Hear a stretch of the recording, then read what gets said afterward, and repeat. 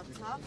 այս նախընտրական քարոզարշավի ամբողջ ընթացքում Նիկոլ Փաշինյանը չի շեղվում իր որդեգրած քաղաքականությունից եւ ամենօրյա ռեժիմով շարունակում է սպառնալիքները, վիրավորանքները, նաեւ անձնական վիրավորանքներ հասցնել։ Դուք դա ինչով եք պայմանավորում, ասում եք դա ասելիքի բացակայությունն է պատճառը։ Ուրեմն ես այդ հարցին պատասխանեմ։ Այսօր բոլորը գիտի հանրությունը ժողովուրդը 19 կուսակցություն մասնակցում է։ Ամեն մեկը իր չափով, իր պատկերացմով, իր թիմով ներկայացնում է իր ծրագրերով ոնց կարա։ Բայց ես նորից եմ ասում, ԿՊ-ն ոչ մի բան ժողովուրդ չի ներկայացնում։ Միայն ասելով խաղաղություն ենք բերել։ Եղբայր, մեր գերիները ընդեղ են։ Ադրբեջանցիների սարերի վրա նստած են մեր հողերի մեջ, նստած են իրենց ամրապնդելով իրենց տեղը։ Որն է խաղը, ստորագրած թուղթ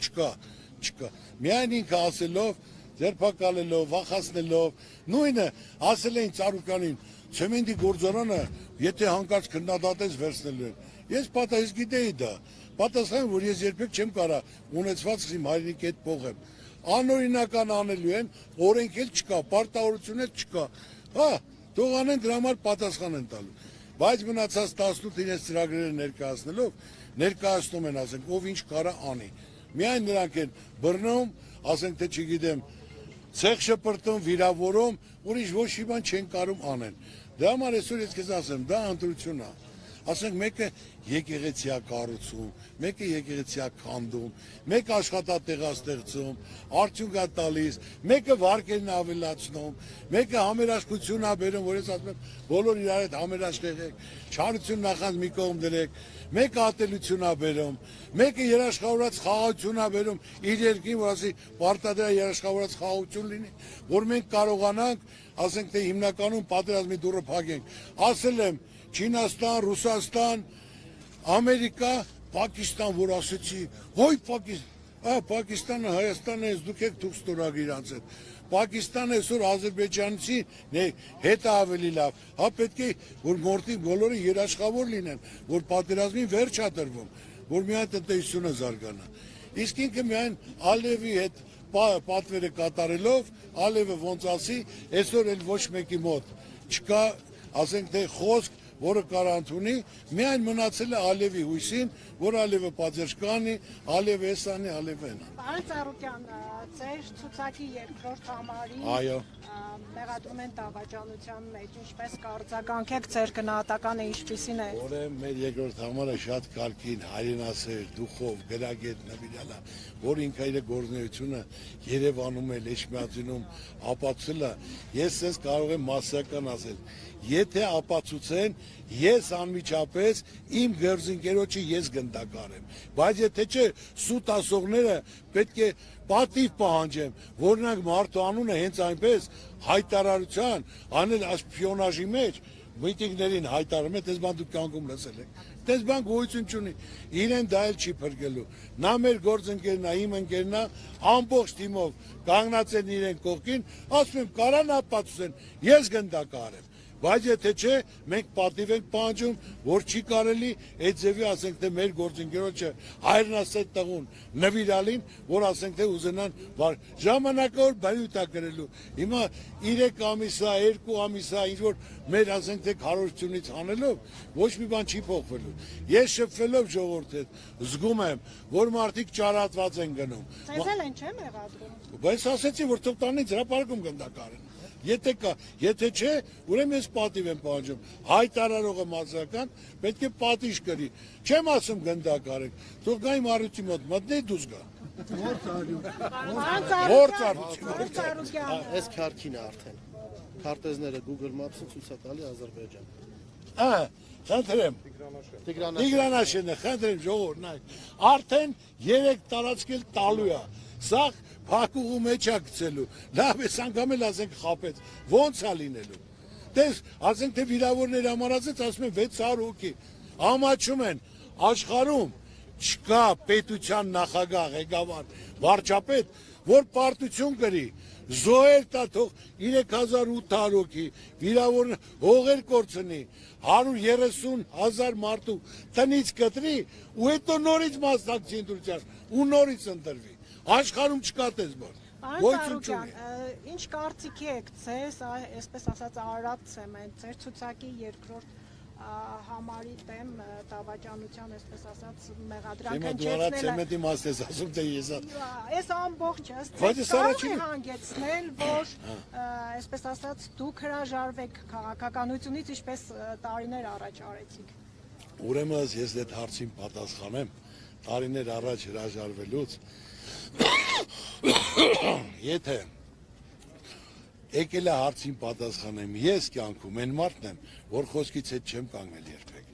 հետ եմ կանգնել 640 հոգի մի օրվա մեջ որ դեմ եմ եղել այո այդ կառավարմանը այդ ծրագրին այդ մոտեցմանը